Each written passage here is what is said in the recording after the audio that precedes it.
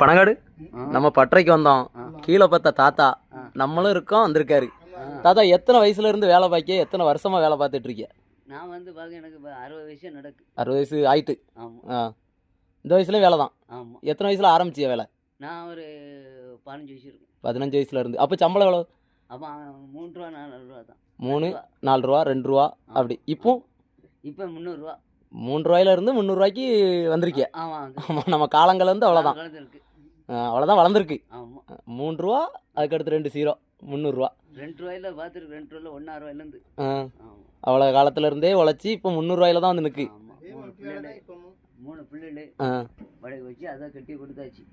சரி இந்த வேலையை பார்த்தே எல்லாம் செஞ்சுட்டீங்க. ஆமாம். அது பெரிய விஷயம்தான். இந்த மம்டி யார்கிட்ட 1000 ரூபாய்க்கா வாங்கிட்டு வந்து எப்போ? ஆமாம். பனங்காடு பழைய மம்டி 1000 ரூபாய்க்கு பிக்கப் பண்ணிட்டு வந்திருக்காரையா? சரி ரைட்டு. அவருக்கு இதை வச்சு தான் வெட்ட முடியும். பிடிச்சிருக்கு, மனசுக்கும் நிறைவா இருக்கு. அதனால ஆமா, அதை இன்னும் கொஞ்சம் லேசா தட்டி துடைக்கிறதுக்கு பட்டறைக்கு வந்திருக்கோம். சாப்பிட போயிட்டாரு, இங்க வெயிட்டிங்ல இருக்கு. ஆமா, ஆனா இந்த நேரத்துக்கு நம்ம தாத்தா வரலனாலும் இப்ப நமக்கு நேரம் போகுது. ஆமா, போற இடத்துல போறோம் ஒவ்வொரு ஆளை நம்ம சேர்த்து வைக்கிறது தான் நமக்கு வந்து நல்ல விஷயம். நம்ம இதை கொண்டு போய் நம்ம புல்லு வெட்டதுக்கு எல்லாத்துக்கும் யூஸ் பண்ணிக்கிறது தான். 3 பிள்ளைகள், ஒரு ஆணும் 2 பொண்ணு எல்லாம் கட்டி கொடுத்தாச்சு. நம்ம கடன் தான். நம்மளை மட்டும் நம்ம பார்த்துக்கிட்டோம்.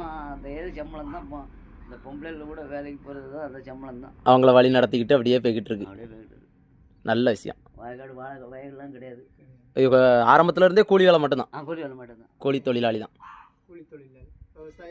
அவர் வயசு நம்ம அனுபவம் கூட கிடையாது.